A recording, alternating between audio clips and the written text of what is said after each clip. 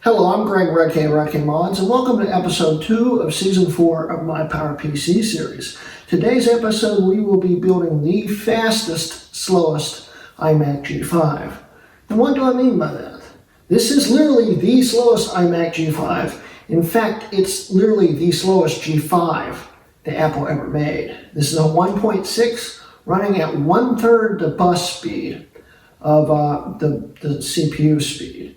The Power Macs ran them at 1/2 the bus speed, and all the rest of the iMac G5s, at least these models, ran them at 1/3 the bus speed. So even though it was running at 1.6, it was getting bottlenecked. So this was literally the slowest G5 you could have. And this is a 17-inch. I unboxed it in this video right up here. This was the cheapest iMac G5 on eBay, and it was going to be a recapping project. But amazingly, it doesn't need any recapping yet. It will eventually, I'm sure. But right now, it's working fine. Today's episode, we'll be making this the fastest, slowest G5. And once again, what do I mean by that? Well, we're going to be maxing out the RAM, which currently it has none in it. So we're going to be going with 2 gigs of DDR400. We're going to be putting the airport card in it, which was an option but didn't come standard. This one didn't have it. We're going to be putting an SSD into it. And you may be looking at this thinking, Greg, that's a hard drive. It isn't. It's an SSD. It's an OWC Mercury Electra 3G, which is SATA 2, which means it's compatible with the G5. And this is a StarTech SSD to hard drive size converter, so 2.5 to 3.5. These things are actually really expensive. I could have gotten the normal just metal bracket or taped it in here or something, but I wanted to go fancy. These things go for, I think they're about 50 bucks brand new. I got this thing used, and it came with a free server sled for some random blade server. I took that sled off, of course, and this was like 18 bucks. It's a lot more than a regular bracket, but I wanted to go fancy for this build. And why am I doing this build right now, especially since I'm putting this in upside down, I think? Am I? No, it's not doing this. There we go. Why am I doing this build right now? Oh, and I forgot to mention, I had the bracket that, for the hard drive that it didn't come with, and this was literally the only one on eBay, so I probably overpaid for it, but I wanted the bracket. Anyway, why am I doing this? Well, Mac Yak's annual this is their second one. PowerPC challenge is coming up starting this Thursday, and I want to try to spend the whole week running this, the slowest G5 ever built. But we're going to make it as fast as possible, so this might work. And I've already set up the SSD on it in a Power Mac with a copy of my Quads, Leopard, and Tiger install. But it was actually set up in a 2.0, a dual 2.0 from a mid-03. But anyway, I've already set up the drive. It should automatically boot into Leopard and work. The thing is, the install I put on it, because it was the only install I had next door, is a little buggy and slow, even on an SSD. Once it boots up, it's fine, but yeah, I probably should have used an image from a different system, but I was kind of in a pinch to do this now. So we're going to do it now, this way. We're going to upgrade this, get it all ready, and let's get to it.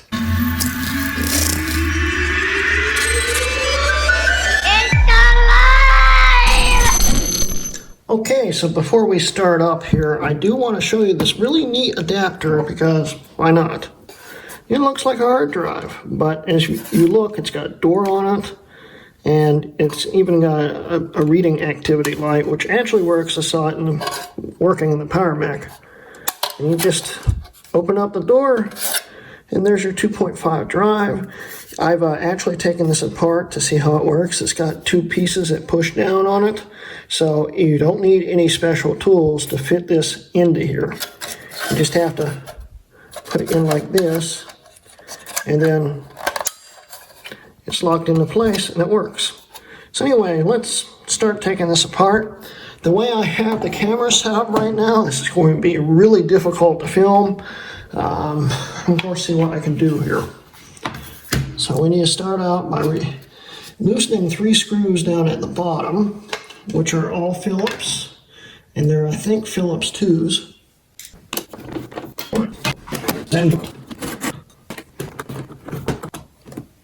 All right, and then this just tilts up like that, and then pulls away.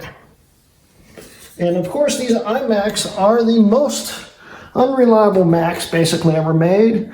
They're also one of the easiest to service ever made too. All these caps will eventually explode.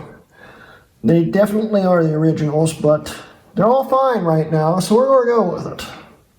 So first off, I need to take this one screw out right here. I'm going to come over here and do this.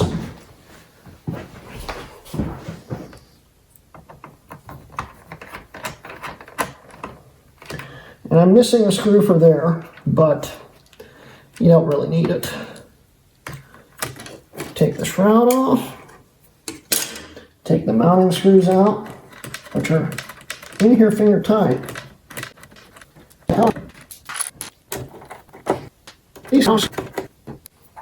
Okay, so this already had the sensor wire, and it looks like it's going to be harder to plug in, so let's remove this one. We won't need that. We'll plug this into that. And this should go in here like that. It's missing one of the bumpers, but it's an SSD, so it doesn't matter. So now we need to put the drive in, like this, upside down.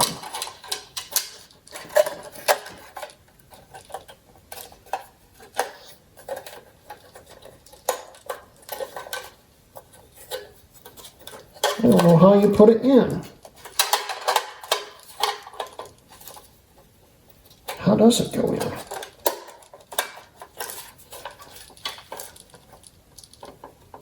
Oh, there's the first problem. The stupid drive eject thing's in the way. And we'll have to come up with a solution for that. I'll be right back. Okay, I fixed that problem with a hacksaw and literally just cut the switch off the drive there, as we can see here, and it still does work. So when I put the Mercury SSD in, which goes in like this, it should still just work normally, like that. And now I can mount it into that bracket.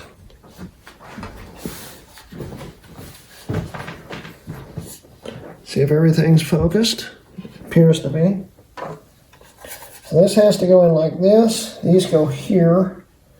So this has to sit down in here like so.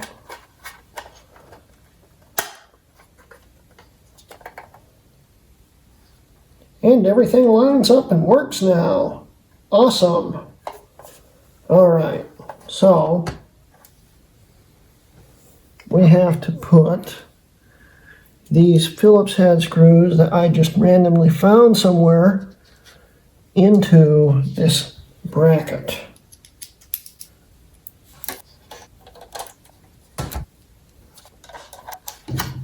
Now, if I ever need to get this SSD out, I can actually probably still do so by using that switch. I just have to cram something in there and push it, and it should in theory work.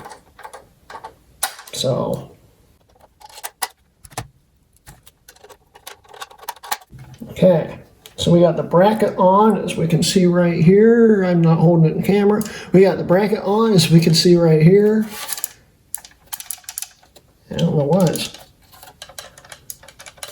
Hope it's supposed to rattle. I hope everything's hooked up right. It looks right. So now we can connect this.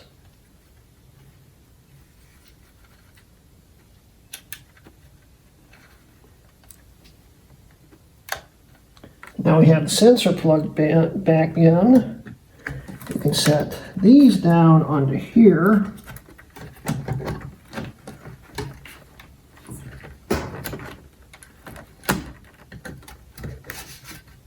Like so. Plug the SATA in.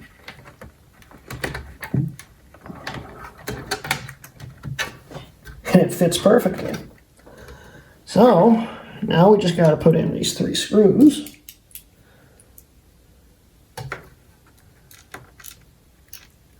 Which are not fun to put in, apparently. Let's go back to the number 2.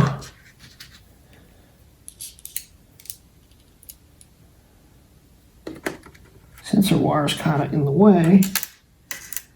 They're not very magnetic, I'll tell you that much.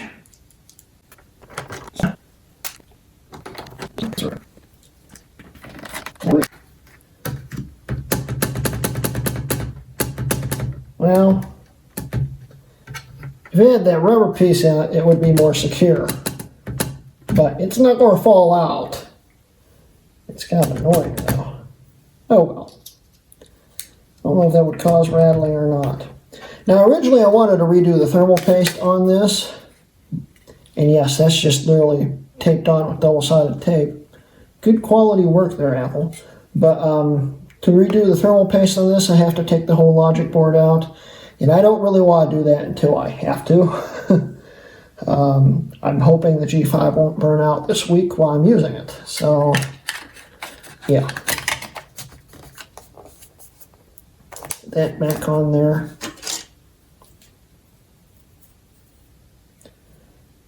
Try to remember how this goes on. I'm drawing a blank. Like this. Yeah. Goes on like that. There's supposed to be a screw that goes into the hard drive right there to help secure it. But I don't have said screw, although I might be able to find one.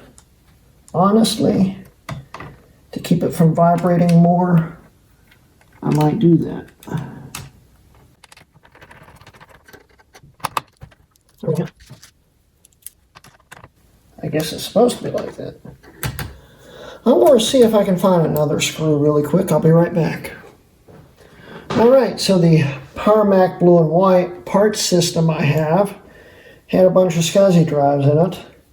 And this screw I think will fit. It's not going into the said hole though. Here it is.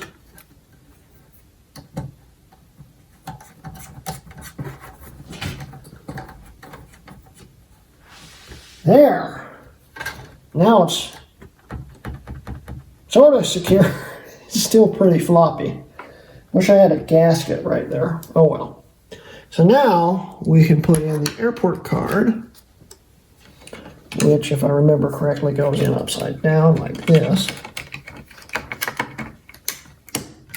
Like so. And I could probably tuck this under the card. Maybe so it's out of the way, like so. We plug in the antenna, and presto, we got an airport card. So now we just have to plug in the 2 gigs of RAM. We'll be all finished.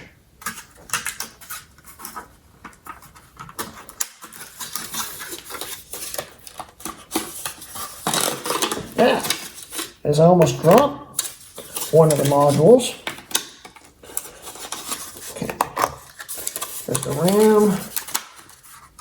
Toss that over there. upside down.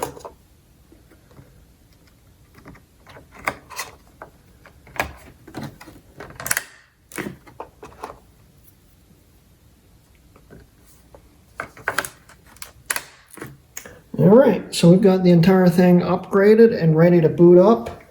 I just got to put the back on and we'll see what happens, so I'll see you then. Alright, it's time for the moment of truth. I've got an iMac cable in my hand right now. Just plug it into it.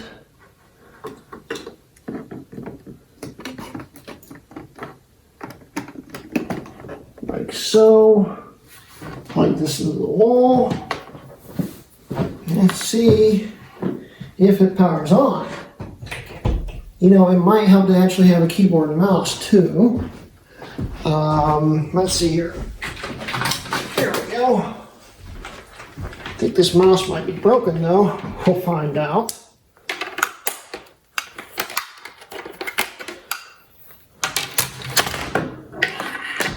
Well, this keyboard's partially broken.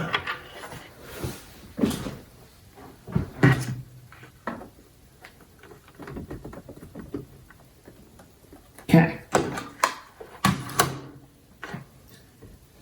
Now, this power supply might still have that funky problem it had when I unboxed it. So, let's see what happens.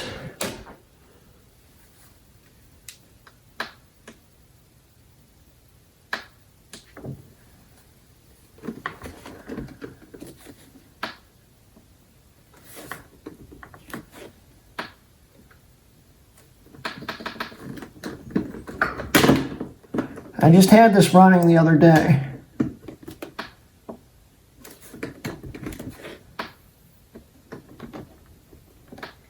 There it goes. Yeah, it's still a little funky, but it works. Hold in Option, see the boot drives.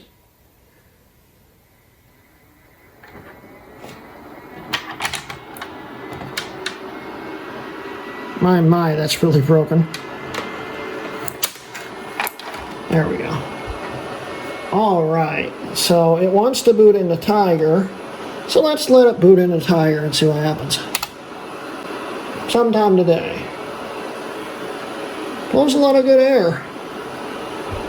Yeah, the open firmware boot menu is always painfully slow.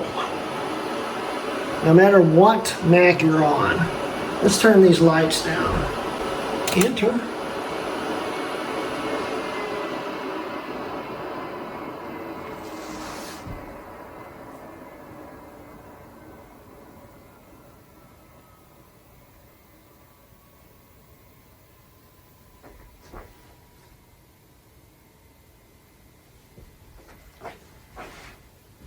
Alright, wow, that booted up very fast. So I'm going to set this thing to boot up into Leopard by default. This doesn't have Bluetooth in it. I thought it had Bluetooth in it. This mouse is working. It does not have Bluetooth. Well, that's annoying. I think there was an option on these. More info.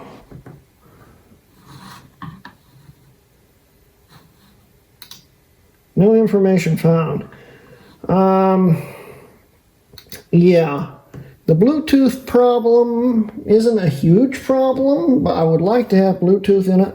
I think it was optional on this, so I'm going to have to get a Bluetooth module, which I may have one laying around somewhere, and I'd also have to figure out how you install it because I don't know where it goes in the case. In fact, I think I saw something that looked like it was for Bluetooth, so. But yeah, we've got it running in Tiger. Let's restart it. Actually, let's just have it boot straight into Leopard.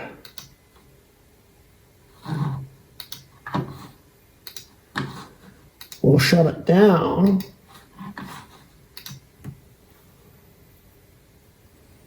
We'll see how fast it is to boot into Leopard.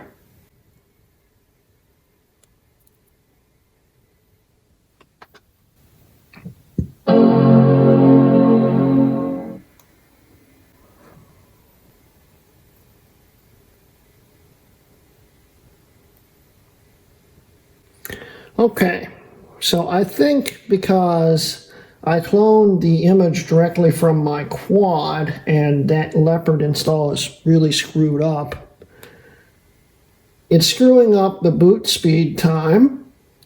And I've got a similar copy of this on my custom dual core 2.5 Power Mac. So I might actually just copy the one over from that because that one's a stable install, but did eventually boot up. And it's also indexing the drive, which always maxes out the CPU on anything. But let's see some info about it. Maybe. This is what it does. With the quad, it takes about 3 minutes, even though it's in RAID 0 on the quad, to actually totally boot up. And it's doing the same thing on this SSD. So I'm going to say screw that. We are going to boot this into Tiger.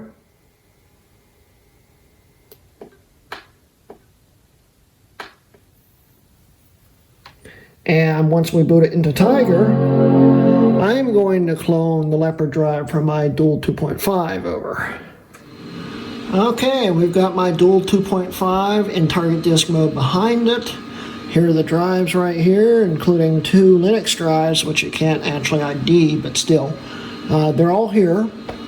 We're going to clone this Leopard drive over to the old Leopard drive and see if it works.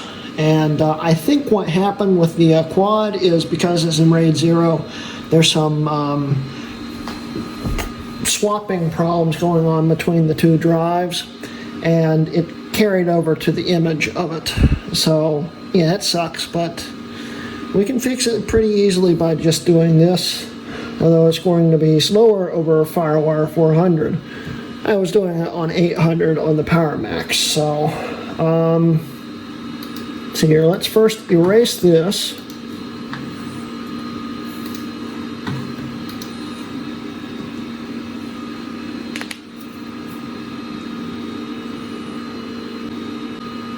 It's erased. That was very fast.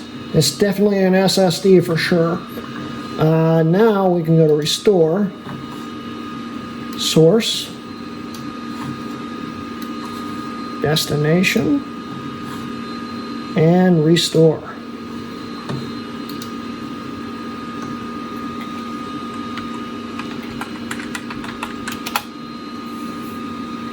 And just of course start copying over, and I'll come back when it's finished.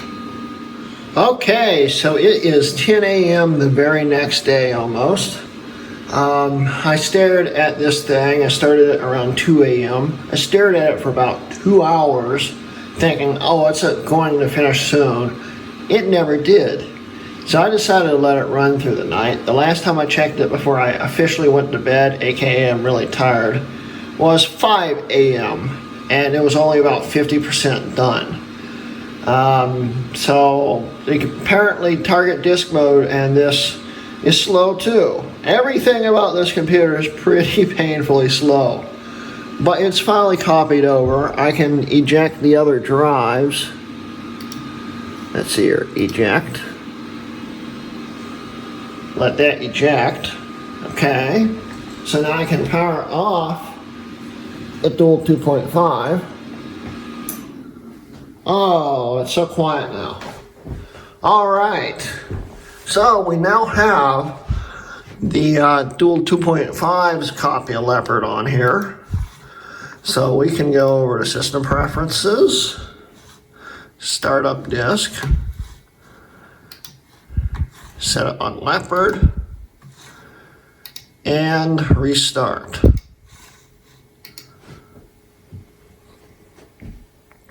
Now last night before I went to bed, I decided to look into the Bluetooth and did indeed find out that it had Bluetooth optional, and I went through the videos I'd been taking of it and noticed that there was nothing in the area where the Bluetooth goes. So last night I ordered a Bluetooth module, and that will be featured in the next video that we do on this thing, because I want to actually show you guys how fast this thing is. But this video is taking a lot longer than it really should have. So I really want to start from anew with you guys with this thing. We're going to show you how fast it boots up right now, which is starting right now, and it's got a fresh, a stable copy of Leopard on it now, so it should just do it quicker. So we'll just let it boot up, and hopefully this will go pretty quickly.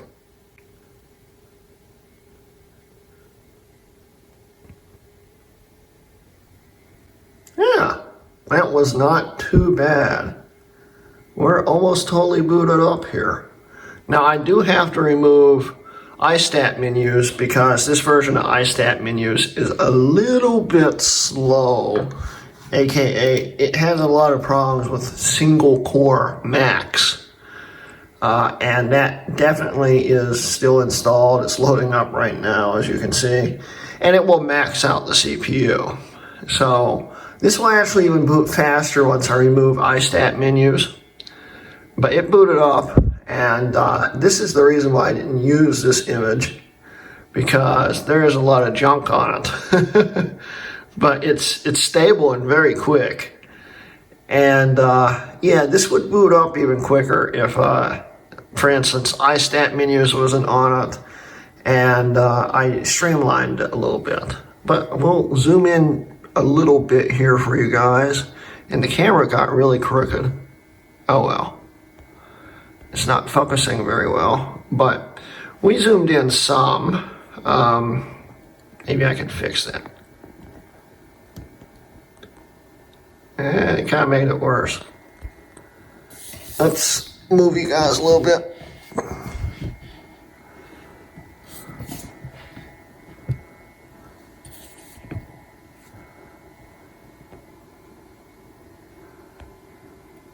This is just not a fine screen to film here. All right, well, it's a little better. So let's go over the specs of what we did to it. And it's so much faster, but you can see the CPU is maxed out, and that's all because of iStat menus. I'll fix that. But we got the 1.6 gigahertz G5, 2 gigabytes of DDR2, just regular DDR, 400. It's got a combo CD-RW/DVD drive. That's what it says on the label. This actually looks more like a regular CD-RW drive. It doesn't mention anything about DVD. It might be. Of course, we have no Bluetooth, but we will in the future. This has a GeForce FX 5200 in it. That's cool. What else we have? Here's the Electra 3G SSD. That worked nicely. I'm still trying to get this to focus. Oh well. It's sort of focused. And now everything's tilted again. Yeah, the camera's not enjoying this very much. Gotten the new airport card, which is off right now. Let's turn that on. See if it takes over. It doesn't, and that's because it's thinking that it's got a wireless in card in it right now, because that's what the other one, the Power Mac, has. So I'll have to fix that. But it does work. It sees it. Yeah, it looks pretty good. Let's go to memory. There's the two DDR sticks there. They both look good. This was a successful upgrade, finally. I'll have to set this up really quick and make it work right. But anyway, I plan on releasing this video probably Tuesday. And Thursday, which is January 16th, at 10 p.m., the PowerPC challenge starts for Mac Yak. And if you'd like to join that, I'll put a link down below. and you can go over and join us. And if you want, you can also join us on Mac Yak Thursday at 8 p.m., January 16th, 2020, 8 p.m. Eastern Time. And I'll also put a link to that video down below also. And you can watch and hear about the rules and the setup for it. Jay will explain that all for you. I'll be using this once I get finished up. So yeah, it's almost finished up now, and it is a little loud because the CPUs are still maxed. I'll fix that. Like I said, it's iStat menus doing it. I don't know why it does that. It doesn't do it on duals, but anyway. So yeah, if you want to join Mac Yak and well, me and the rest of Mac Yak and do the PowerPC challenge, come on and check it out. Anyway, guys, so that's the end of today's video. Don't forget, I am now sponsored by sunnymac.com. So if you go to sunnymac.com/RockTMods and sell them something, it will help me out and it will help you out because you'll be making money. Also, don't forget, I have a Patreon where I show these videos a day early. And, you know, if you want to check them out a day early, come and support me. It would help me buy stuff like this to show you guys. It's fun stuff to play with, too. But then again, the channel's free if you don't want to, you know, support me that way. As long as you're watching my videos and you know, watching the ads and stuff, at least letting them run a little bit, it helps me out with ad revenue, which still helps a lot. So, yeah.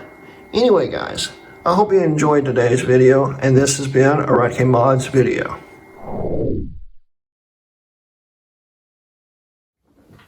Hello, I'm Greg RockTMods, and welcome.